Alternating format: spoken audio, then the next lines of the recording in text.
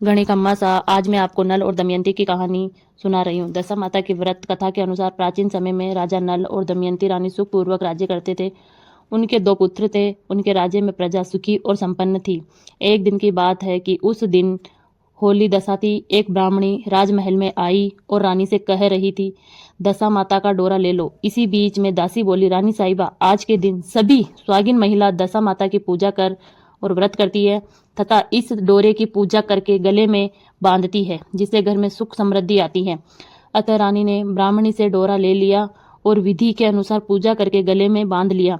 कुछ दिनों के बाद राजा नल ने दमयंती के गले में डोरा बंधा हुआ देखकर राजा ने पूछा, इतने इतने सोने के गहने पहनने के बाद भी आप ये डोरा क्यों पहन रखी हो पहना?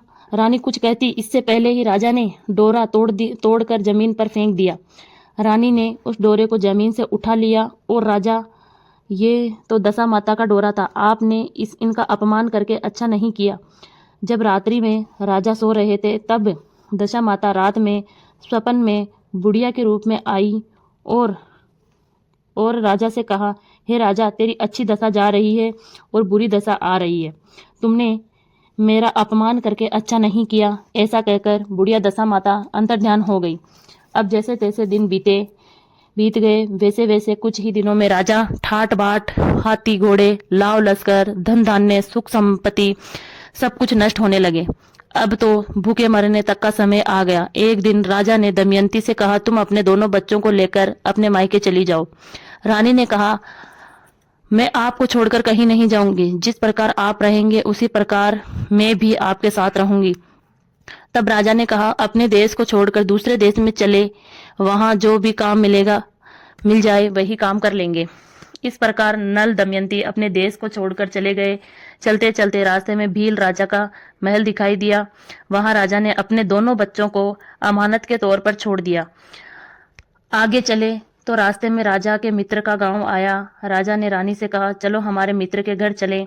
मित्र के घर पहुंचने पर उनका आदर सत्कार हुआ और पकवान बनाकर भोजन करवाया। मित्र ने अपने शयन कक्ष में सुलाया। उसी कमरे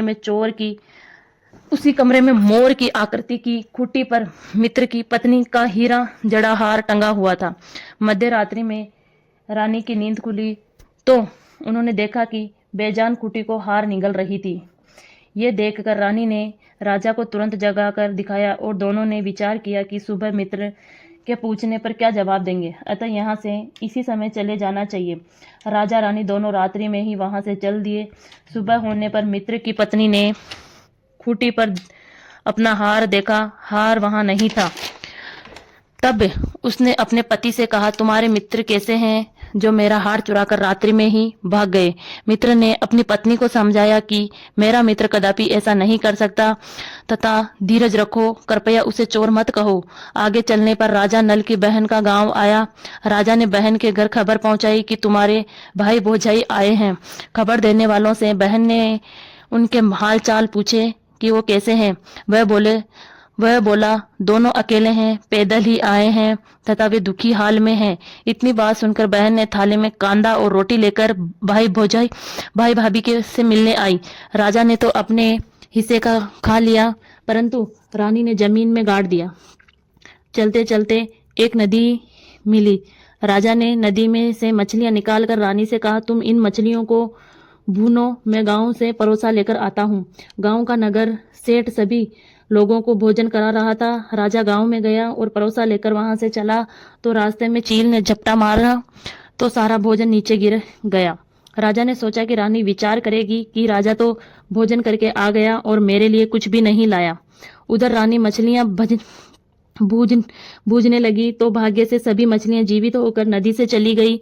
रानी उदास होकर सोचने लगी कि राजा पूछेंगे और सोचेंगे कि सारी मछलियां खुद खा गई। जब राजा आए तो मन ही मन में समझ गए और वहां से चल दिए। चलते चलते रानी के मायका का गांव आ गया। राजा ने कहा, तुम अपने मायके चली जाओ, वहां दासी का कोई भी काम कर लेना, मैं इसी गांव में कहीं नौकर हो जाऊंगा। इस प्रकार रानी महल में दासी का काम करने लगी और राजा तेली के घाने का काम करने लगा। दोनों को काम करते करते बहुत दिन हो गए। जब पहली दशा का दिन आया तब सभी रानियों ने सिर धोकर स्नान किया, दासी ने भी स्नान किया। दासी ने रानियों का सिर गूंथा तो राजमाता ने कहा कि मैं भी तेरा सिर गूंथ दूं। ऐसा कहकर राजमाता जल्दी ही दासी का सिर गूंथ रही थी। तब उन्होंने दासी के सिर में पद्महुन देखा। यह देखकर राजमाता की आंखें भर आई और उनकी आंखों में आंसुओं की बूंदें गिरी। आंसू जब दासी की पीठ पर गिरे तो दासी ने पूछा, आप क्यों रो रही हो? राजमाता ने कहा, तेरी जैसी मेरी भी बेटी है जिसके सिर में पद्महुन था, तेरे सिर में भी पद्महुन है। यह देखकर मुझे उसकी याद आ गई। तब दासी ने कहा, मैं ही आपकी बेटी हूँ। दशा माता के कोप से मेरे बुरे दिन चल रहे हैं, इसीलिए यहाँ चली आई। माता ने कहा, बेटी तुमने यह बात हमसे पहले क्यों छुपाई? दासी ने कहा, माँ सब कुछ बता देती तो मेरे बुरे दिन नहीं कटते। आज मैं दशा माता का व्रत करूंगी तथा उनसे अपनी गलती की क्षमा याचना करूंगी। तब राजमाता ने बेटी से पूछा, हमारे जमाई राजा कहाँ है? बेटी बोली, वे इसी गांव में किसी तेली के घर काम कर रहे हैं। अब गांव में उनकी खोज करवाई गई, उन्हें महल में लाया गया। जमाई राजा को स्नान कराया गया, नए वस्त्र पहनाए, पकवान बनाकर उन्हें भोजन करवाया गया। अब दशा माता का आशीर्वाद से राजा नल और दमयंती के अच्छे दिन लौट आए। कुछ दिन वहीं बीतने के बाद अपने राज्य जाने को कहा के पिता ने खूब सारा धन, लाव लश्कर, हाथी घोड़े आदि देकर अपनी बेटी जमाई को विदा किया। रास्ते में वही जगह आ गई जहां रानी ने मछलियों को भूना था और राजा के हाथ से चील ने झपटा मारने से भोजन जमीन पर आ गिरा था। तब राजा ने कहा, तुमने सोचा होगा कि मैंने अकेले भोजन कर लिया, परंतु चील ने झपटा मारकर भोजन गिरा दिया था। अब रानी ने कहा, आपने सोचा होगा कि मैंने मछलियों को भून कर अकेले ही खा लिया होगा, परंतु वे जीवित होकर नदी में चली गई थी। चलते चलते अब राजा की बहन का गांव आ गया। राजा ने बहन के यहाँ खबर भेजी। बहन ने खबर देने वालों से पूछा कि अब उनके हाल चाल कैसे हैं, कि वे बहुत अच्छी दशा में हैं। उनके साथ हाथी घोड़े लाव लश्कर। यह सुनकर राजा की बहन मोतियों का थाल सजाकर लाई। तभी दमयंती ने धरती माता से प्रार्थना की और कहा, माँ मुझे आज मेरी अमानत दे दे। यह कहकर उस जगह को खोदा जहां कांदा रोटी गाड़ दिया था। खोदने पर रोटी तो सोने की और कांदा चांदी का हो गया। ये दोनों चीजें बहन की थाली में डाल दी और आगे चलने की तैयारी करने लगे। वहां से चलकर राजा अपने मित्र के घर पहुंचे। मित्र ने उनका पहले के समान ही बहुत आदर सत्कार किया और सम्मान किया। रात्रि विश्राम के लिए उन्हें उसी शयन कक्ष में सुलाया। मोरनी वाली खूंटी के हार निगल जाने वाली बात से उन्हें नींद नहीं आई। आधी रात के समय वही मोरनी वाली खूंटी हार उगलने लगी तो राजा ने अपनी मित्र को जगाया और रानी ने मित्र की पत्नी को जगाकर दिखाया। आपका हार तो इसने निगल लिया था। आपने सोचा होगा कि हार हमने चुराया है। दूसरे दिन प्रातःकाल नित्य कर्म से निपटकर वहां से चल दिए। वे भील राजा के यहाँ पहुंचे और अपने पुत्र को मांगा तो भील राजा ने देने से मना कर दिया। गांव के लोगों ने उन बच्चों को वापस दिलाया।